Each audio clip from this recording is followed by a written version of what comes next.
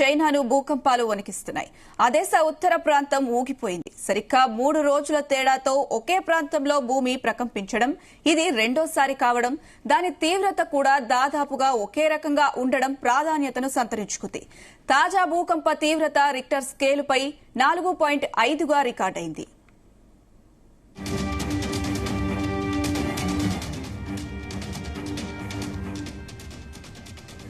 China ఉత్తర ప్రాంతంలో ఉన్న నక్టు ప్రీఫెక్చర్లో భూమి ప్రకంపించింది.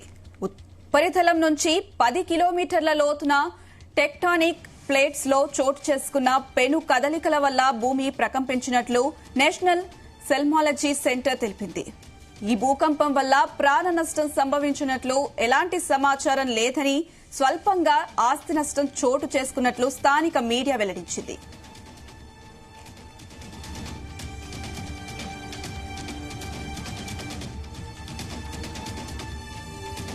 (25.05) నార్త్ అక్షాంశం, 99.72 ఈస్ట్ రేఖాంశం పరిధిలోకి వచ్చే యునాన్ ప్రావిన్స్ పశ్చిమ ప్రాంతంలోని బావోషన్ కున్మింగ్ అటానమస్ ప్రీఫెక్చర్లో భూమి ప్రకంపించినట్లు నేషనల్ సెల్మాలజీ సెంటర్ వెల్లడించింది.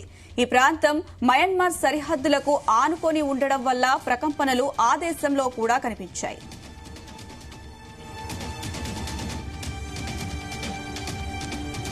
3 రోజుల వ్యవధిలో దాదాపుగా ఒకే రకమైన తీవ్రతతో భూమి ప్రకంపించడం చర్చనీయాంశమైంది. దీనిపై చైనా భూగర్భ శాస్త్రవేత్తలు దృష్టి సారించారు. అది కూడా ఒకే ప్రీఫెక్చర్లో ప్రకంపనలు రావడం అనేది చైనా భౌగోళిక పరంగా అరుదుగా సంభవిస్తుందని చెబుతున్నారు.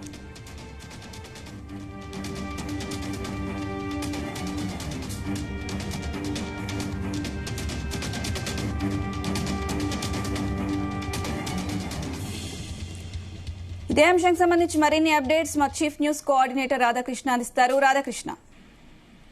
Good morning Anusha. వరుసగా చైనా కేంద్రంగా భూకంపాలు రావడం అనేది కొంత ఆసక్తికరంగా మారింది, సంచలనంగా మారుతోంది. ఎందుకంటే ఇటీవల కాలంలో 3-4 రోజుల వ్యవధిలోనే సేమ్ అదే రిక్టర్ స్కేల్ పై 4.5 రిక్టర్ స్కేల్ పై నమోదుతో తీవ్రతతో భూకంపం నమోదు కావడం ఇప్పుడు కొద్దిగా చర్చనీయాంశంగా మారింది. ఎందుకంటే ఇటీవల కాలంలో మనం చూసుకుంటే చైనా కావచ్చు, పాకిస్తాన్, టర్కీ ఈ 3 దేశాల్లోనే 4.5, 4.2 తీవ్రతతోనే వరుసగా రోజుల వ్యవధిలోనే భూకంపాలు వస్తున్నాయి. దీనికి ఏందా కారణం అని చెప్పేసి ఒక చర్చ జరుగుతా ఉంది. ఎందుకంటే మొత్తంగా కూడా సరిహద్దు దేశాలు, ఇప్పుడు భారత్ ఉన్న సరిహద్దు సంబంధించిన చైనా కావచ్చు, అదేవిధంగా ఇటు పాకిస్తాన్, ఈ 2 దేశాలు సరిహద్దులు పంచుకున్నప్పటికీ కేవలం ఈ 2 దేశాల్లోనే వరుసగా రోజుల వ్యవధిలో కేవలం 4.5 తీవ్రతతో అదే సందర్భంలో 10 కిలోమీటర్ల పరిధి లోతులోనే ఈ యొక్క భూకంప కేంద్రం ఉండడం, ఆ తీవ్రత ఉండడం మాత్రం కొద్దిగా సంచలనంగా మారుతా ఉంది. ఏదైనా భూగర్భంగా అంతర్గతంగా ఏదైనా చైనాగా పాకిస్తాన్ ఏదైనా ప్రయోగాలకు జరుగుతుందా, లేకుంటే ఇది సహజంగానే వస్తున్న భూకంపం అనేది మాత్రం తీవ్ర చర్చనీయాంశం అవుతుంది. ఎందుకంటే కొద్ది రోజుల క్రితం కూడా మనం పాకిస్తాన్ లో చూసాము. గత వారం 10 రోజుల క్రితంలో వరుసగా రోజుల వ్యవధిలో 2-3 రోజుల వ్యవధిలోనే ఇప్పుడు చైనాలో వచ్చిన మాదిరిగా పాకిస్తాన్ లో కూడా 4.5 తీవ్రతతో వారం రోజుల వ్యవధిలో 2 సార్లు అదే తీవ్రతతో అంతే కేంద్రంగా 10 కిలోమీటర్ల లోతులోనే అంతర్గతంగా 10 కిలోమీటర్ల లోతులోని ఈ యొక్క భూకంపాలు సంభవించాయి. సో ఎందుకు సంభవిస్తున్నాయనే దానిపైన విశ్లేషణ జరుగుతోంది. భారత్ కూడా దీనిపైన ఒక అధ్యయనం చేసే ప్రయత్నం చేస్తున్నట్టుగా తెలుస్తోంది. ఎందుకంటే ఇటీవల కాలంలో వరుస పెట్టి చైనా సంబంధించినటువంటి అదే పాకిస్తాన్ సంబంధించినటువంటి భూకంపాలు రావడం వెనుక ఏదైనా కారణం ఉందా, ఇది ఎప్పుడు సహజ సిద్ధంగా వస్తున్నవేనా అని చెప్పేసి ఒక చర్చ ఉంది. ఎందుకంటే ఇటీవల కాలంలో భారత్ పాకిస్తాన్ తీవ్ర ఉద్రిక్త పరిస్థితులు నెలకొన్నాయి. ఆ తర్వాత 2 దేశాల మధ్య ఒక యుద్ధ పరిస్థితి ఏర్పడింది. ఆ తర్వాత క్రమంలో అక్కడ పాకిస్తాన్ కూడా అనేక సంబంధించి మిజైల్ క్షిపణి ప్రయోగాలు చేసింది. అణుబాంబుల ప్రయోగం కూడా కొంత ప్రయోగం చేసిందా అనే ఒక చర్చ ఉంది. ఎందుకంటే అక్కడ ఉన్నటువంటి పాకిస్తాన్ మాటికి అణుబాంబులు వాడతామని చేసి ప్రకటించారు. ఈ నేపథ్యంలో ఇటీవల కాలంలో అక్కడ ఏదైతే ఈ యొక్క అణుస్థావరాలు ఉన్నాయో వాటికి దగ్గరగానే ఈ యొక్క ప్రకంపనలు రావడం మాత్రం కొంత చర్చనీయాంశం అవుతోంది. ప్రస్తుతానికి కూడా ఇప్పుడు చైనాలో ఇదే రకంగా మరొకసారి ఈ యొక్క 4.5 తీవ్రతో రిక్టర్ స్కేల్ పై నమోదైంది తీవ్రత. సో ముఖ్యంగా ఇదేంటంటే చైనాకు సంబంధించి ఉత్తర ప్రాంతంలో నకు ప్రీఫెక్చర్ లో భూమి కంపించింది. సో అది ఉపరితలం నుంచి కూడా కేవలం 10 కిలోమీటర్ల లోతులో ఉంది. సో ఈ ప్లేట్లెట్స్ ఏవైతుందో ప్లేట్స్ కదలికల వల్ల ఈ యొక్క సంభవించింది, భూకంపం సంభవించిందని చెప్పేసి అక్కడ ఉన్నటువంటి చైనా సెస్మాలజీ సెంటర్ ప్రకటించింది. సో ఎప్పటికైతే ఈ భూకంప తీవ్రత వల్ల ఎలాంటి ప్రాణ నష్టం జరగలేదు. కాకపోతే కొంత అక్కడ ఉన్నటువంటి ఆస్తులు కొంత మేర ధ్వంసం అయినట్టుగా స్థానికంగా ఉన్నటువంటి మీడియా తెలుపుతా ఉంది. సో దీని ప్రభావంతో ఏదైతే ఉందో ఈస్ట్ సంబంధించినటువంటి చైనా ఈస్ట్ రేఖాంశ పరిధిలోకి వచ్చేటువంటి యూనాన్ ప్రావిన్స్ లోని పశ్చిమ ప్రాంతంలోని బావోషాన్, కున్మింగ్ అటానమస్ ప్రీఫెక్చర్ లో ఈ యొక్క భూమి మొత్తం కంపించినట్టుగా తెలుస్తా ఉంది. సో మొత్తంగా ఏదైతుందో ఇది మయన్మార్ సరిహద్దులకు ఆనుకొని ఉండడం, మయన్మార్ సరిహద్దులో కూడా కొంత మేర ఈ యొక్క ప్రకంపనలు వచ్చినట్టుగా అక్కడ గుర్తించారు.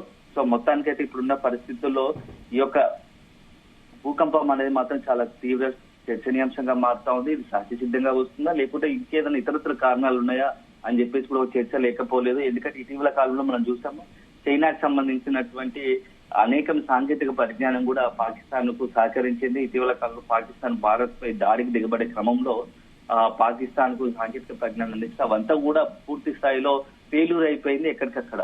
సో ఈ నేపథ్యంలో ఇంకేదైనా ప్రయోగాలు చేస్తున్నారా అండర్ గ్రౌండ్ లో?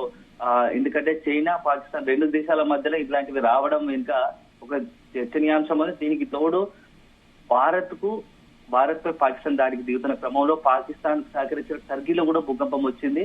సో ఇది ఒక రకంగా చూసుకుంటే రెండు రకాలుగా విశ్లేషిస్తున్నారు. ఒకరేమైందంటే చెడు ఆలోచనలో చెడు కుట్రతో పంతే అక్కడంటి వారికి అంత చెడు జరుగుతుందనే దానికి ఇది నిదర్శనం ఇస్తుంది. ఎందుకంటే ప్రపంచంలో ఎక్కలేనట్టుగా ఈ మూడు దేశాల్లోనే కుట్రలు పడినటువంటి మూడు దేశాల్లోనే భారత్ కు అంటే ధర్మంగా ఉండేటువంటి భారత్ కు వ్యతిరేక కుట్రలు పడినటువంటి మూడు దేశాల్లోనే భూకంపం రావడం అనేది మాత్రం కొంత ఆసక్తికరంగా మారింది. అదే సందర్భంలో ఇంకేదైనా ఇతరత్ర కారణాలు ఈ యొక్క క్షిపణుల ప్రయోగం లాంటిది, ఏదైనా బాంబుల ప్రయోగం లాంటిది ఏమైనా చేస్తున్నారు అనేది కూడా ఒక చర్చ లేకపోలేదు.